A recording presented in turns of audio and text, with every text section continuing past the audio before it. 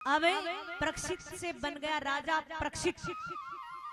और एक दिन विचार करते हैं राजा परीक्षित, खजाने की सफाई करवाने का। खजाने की सफाई करवाई जाती है, बहुमूल्य मुकुट निकलता है।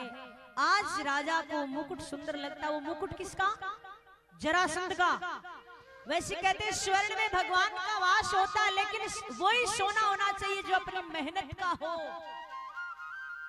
किसी का छीना हुआ नहीं, किसी का लूटा हुआ नहीं, किसी का लिया हुआ हथियाया हुआ नहीं। ये मुकुट जरासंध का। जरासंध पापी राजा, और जैसे धारण किया राजा परीक्षित ने बुद्धि भ्रष्ट हो गई। आज जीवन में पहली बार विचार किया मुझे युद्ध करना चाहिए, और चल पड़े अपने सैनिकों को साथ लेकर।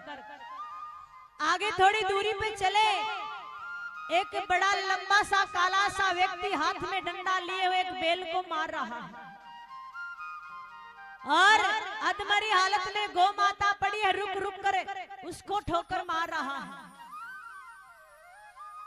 राजा परीक्षित को बड़ा बुरा लगा, हाथ में तलवार बाहर निकाली और मारने के लिए दौड़े। मेरे राज्य में ऐसा घृणित कार्य कौन है? पास जाकर पूछा, भाई तुम कौन? चरणों में गिर जाता, बोला महाराज मैं कलयुग। बोले मेरे राज्य में क्या कर रहे हो? बाहर जाइए। और जिसको तुम मार रहे हो ये? बोला ये बैल है, ये बैल है।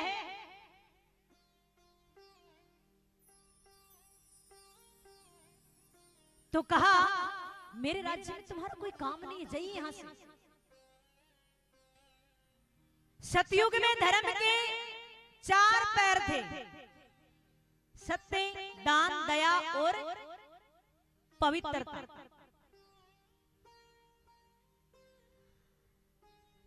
अब जैसे कहा तुम जाइए, कहां जाऊं? सारा ही तो तुम्हारा साम्राज्य है। बोला आप वहां जाइए जहां पर जुआ खेला जाता हो, आप वहां जाइए जहां पर झूठ बोला जाता हो, आप वहां जाइए जहां मदिरा पान किया जाता हो, आप वहां जाइए जहां पर स्त्रियों का संग किया जाता हो। विचार करता कलयुग, ये चारों प्लेटफॉर्म तो मैंने ले रखे पहले से। बोला नहीं, कोई अच्छा सा स्थान बताइए। अब राजा परीक्षित के मुख से निकल जाता है, बोले क्या चाहिए? बोले स्वर्ण में स्थान। बोला ठीक है, दिया। अब वो कलयुग सूक्ष्म रूप धारण कर मुकुट में प्रवेश कर जाता है, और राजा की बुद्धि भ्रष्ट हो जाती। शिकार खेलने चला जाता है, शिकार खेलते खेलते प्यास लग जाती है, और एक संत की कुटिया दिखाई देती है, और वो कुटिया थी समीक ऋषि की। पहुंच जाते हैं जल पीने के लिए। समीक ऋषि तपस्या में लीन है, जाप कर रहे हैं, ध्यान कर रहे हैं, उनको कुछ भी ध्यान नहीं कौन आ रहा कौन जा रहा है। जाकर चिल्लाते हैं जोर जोर से, मुझे जल पिलाइए, प्यास लग रही है, जल पिलाइए। सुने कौन? राजा विचार करता शायद ये संत मेरे को देखकर नेत्र बंद कर लिया है। गुस्से में आकर एक मरा हुआ सर्प पड़ा था, उठाकर गले में डाल दिया। ऋषि का एक शिष्य देख रहा था, जाकर उसके पुत्र सरंगी ऋषि को कहता है देखने में कोई राजा प्रतीत होता, मेरे गुरु यानी आपके पिता के गले में मरा हुआ सर्प डाल दिया है। कहते ना क्रोध में सोचने समझने की शक्ति नष्ट हो जाती है। सरंगी ऋषि ने वहीं खड़े खड़े हाथ में जल लेकर श्राप दे दिया कि जिसने भी घृणित कार्य किया है मैं श्राप देता हूं, आज के 7वें दिन इसी नाग के डसने से इसकी मृत्यु हो जाए।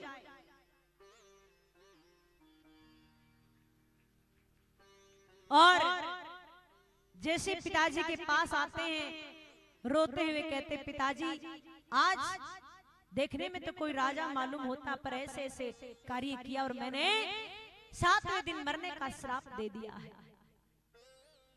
नेत्र बंद कर कर देखते हैं, बात तो ठीक नहीं है। पता लगता है तो राजा परीक्षित है। अरे अवश्य कोई न कोई कारण रहा होगा, ऐसा राजा नहीं है। बड़े सुंदर विचार हैं, साधु संतों की सेवा करता है, साधु संत सेवा नहीं करने देते देते, क्योंकि राजा है तो भेष बदल बदल कर जाता है, झूठी पत्तल उठाता है, उनकी कुटिया में झाड़ू लगा कर आता है। अवश्य कोई कारण रहा होगा। किसी व्यक्ति को भेजा जाता है कि आज के 7वें दिन तुम्हारी मृत्यु होने वाली है।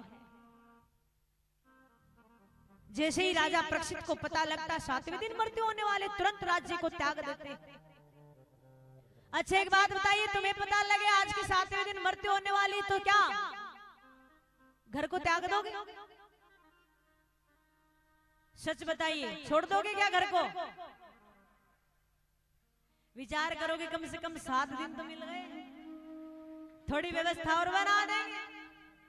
पर राजा परीक्षित ने ऐसा नहीं किया, तुरंत घर को त्याग दिया और जाकर नदी के किनारे